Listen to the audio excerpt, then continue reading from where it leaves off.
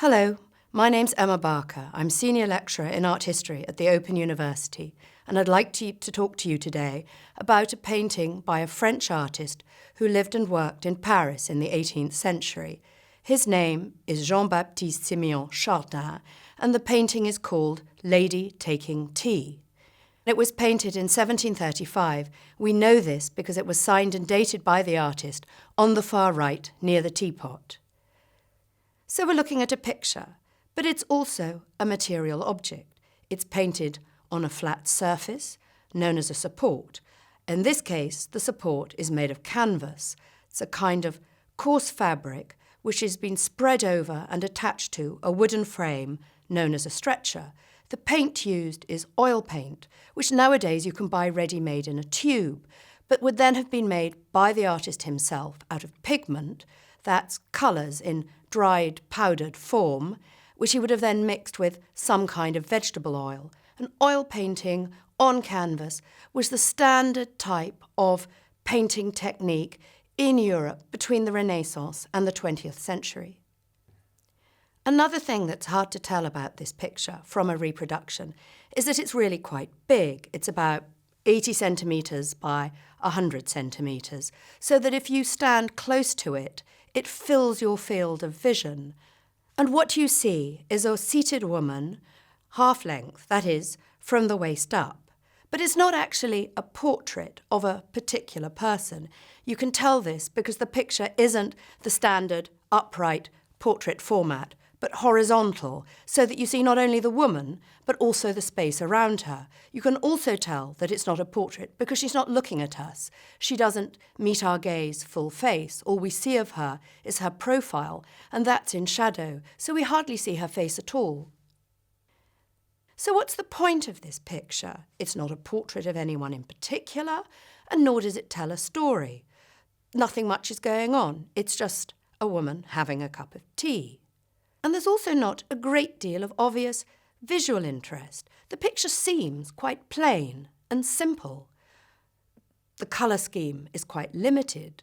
There's just grey, white, blue, and some touches of red. And the design of the picture seems quite simple too.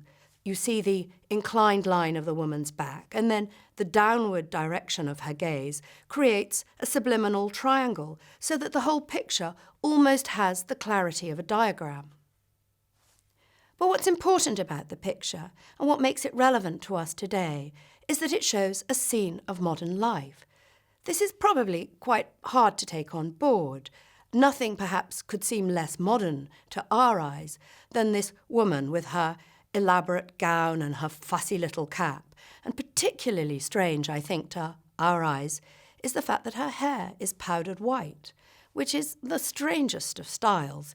The whole idea that you would make your hair look white when nowadays people tend to dye their hair to stop it looking white. But the thing you need to realise is what she's wearing, the way her hair is styled, are absolutely the up-to-the-minute fashion in Paris at the time the picture was painted. But there's one rather fascinating detail as well, which is that some of the hair powder has fallen onto her shoulders. You can see the white standing out against the black of her shawl, so that the elegant formality of her appearance is offset by a sense of the down-to-earth routine of ordinary everyday life. And really, everyday life is what this picture shows. Obviously, having a cup of tea is just part of her daily routine. And even more, there's the sense that she's caught at a particular moment in time. She's stirring her tea before she drinks it. And you can tell that she's only just poured the tea because, if you look carefully, you'll see plumes of steam rising up from the cup.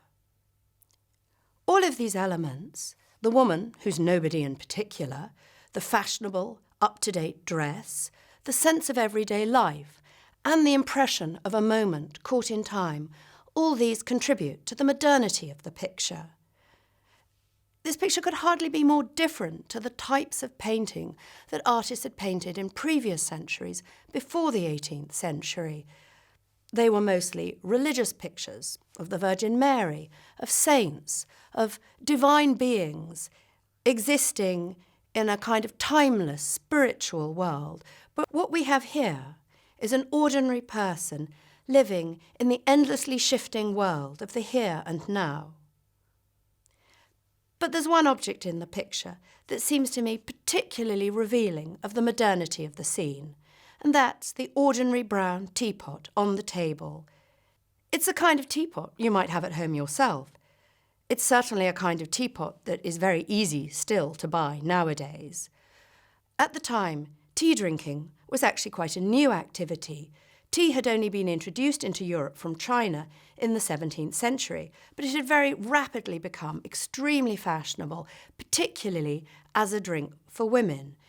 Tea was only one of many new commodities available in Europe at the time for those who had the money. Many of these commodities, like tea, had come from other parts of the world, particularly Asia, and you can see some of those other commodities in the painting as well. The teacup from which the woman is drinking is blue and white Chinese porcelain, and the table at which she sits is red Chinese lacquer, although in fact both the cup and the table might have been produced in Europe because European craftsmen had become very good at imitating Chinese products by this time. In France, however, the popularity of tea was overtaken by coffee, which became really the standard drink people had there. It was in Britain that tea really caught on and became the drink that people had at home at all levels of society. So it seems fitting that quite soon after it was painted, Chardin's Lady Taking Tea was brought to England, and in 1765 it was bought by Dr. William Hunter, a leading London obstetrician of Scottish origin. And Hunter left his pictures to the University of Glasgow, so today Lady Taking Tea is one of the greatest treasures of Glasgow's Hunterian Art Gallery.